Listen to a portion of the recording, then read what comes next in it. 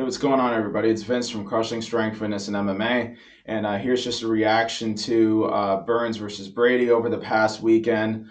Great back and forth fight. And I don't know if it was just me watching it, but it felt like it was a lot closer than it was led on to be. Y'all can let me know in the comments what you think of that. I actually felt like it was 2-2 going into the fifth, but it seemed like most of the fans that were commenting on Twitter were saying that they thought that Brady had a big lead going into the fifth round, and the judges' scorecards reflected that as well. I just didn't see as big of a lead. I felt like Burns had his moments. I think he hurt him in the second round. And also in the third round, even though Brady had him against the fence, I felt like he did a better job of landing knees and punches and preventing the takedown. I thought that that costed more than the takedown attempts themselves did. But when it got into the championship rounds, or rounds 4 and 5, I felt like Brady really shined through and proved that he's definitely a force in the top echelon of that division.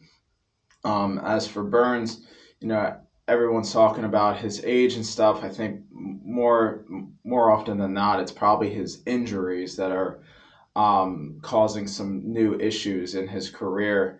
And I think a combination of everything is leading to it now. He's been finished a few times in the past, and who knows? He might be done. We'll see what happens.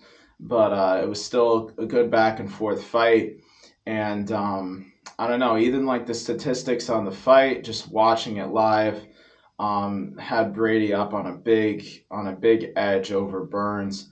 I personally just didn't see where the shots were landing, and y'all could let me know if you saw anything different. I just felt like the numbers should have been a lot closer. It felt a little inaccurate just watching it and then seeing the stats on the fight.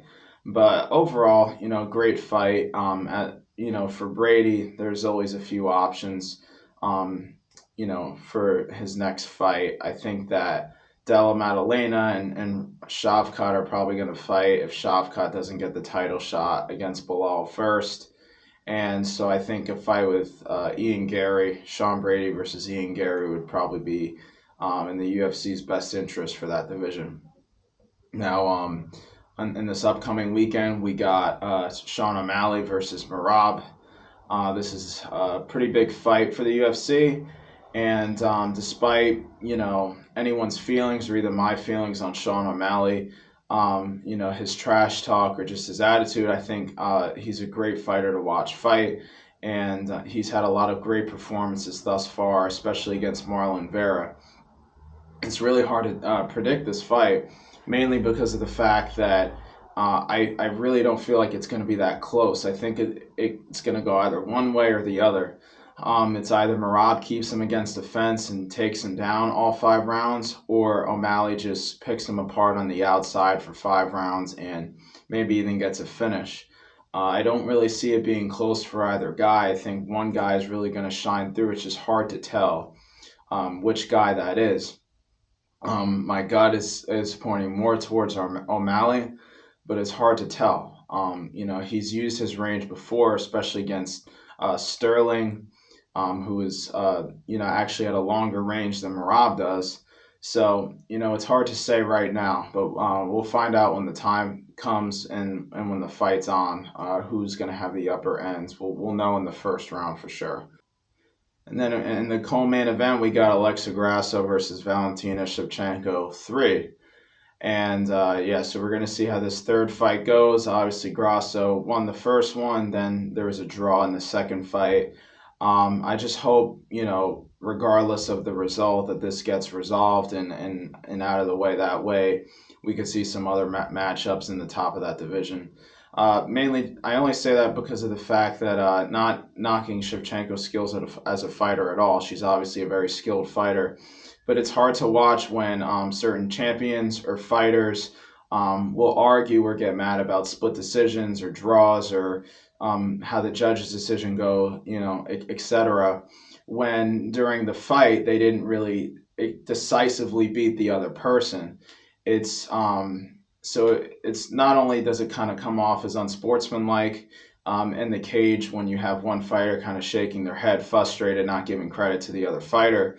But it's also not logical too, because if you don't do enough yourself to actually win the fight decisively, it's hard to really argue against the judges when when the rounds are close and there's no clear decisive winner in each round. And obviously, some of her other fights are different where she did where she should have gotten a win. But at the end of the day, it's leaving it in the hands of the judges, and we all don't like it, but it's a part of the sport, and the judges don't always make the right call. But it's important to you know for these fighters to put a real decisive win on each of these rounds. So moving on, we got Brian Ortega and Diego Lopez. Everyone's counting Ortega out on this one. Well, not everyone, but I've seen a lot of talk about Ortega possibly being like an underdog in this fight. And this all kind of came out of nowhere when there was a picture posted of how his physique is looking going into this fight.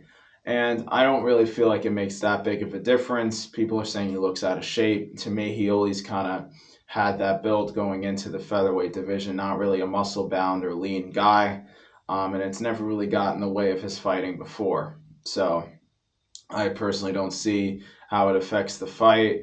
But mainly the things to look out for is just if Diego could land a shot like he did in his last fight against Sadiq Youssef. If he could land a shot like that, Brian might be in trouble. Brian was getting beat up pretty bad against Yair before he got that finish. So it's tough to say.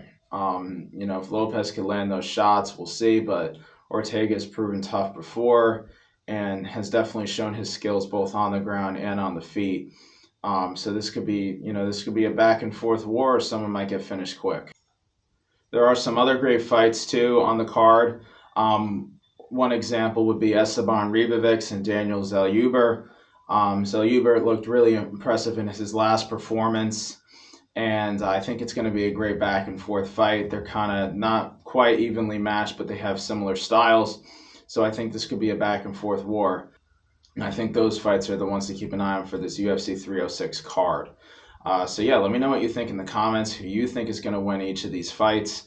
And yeah, until next time, see you later.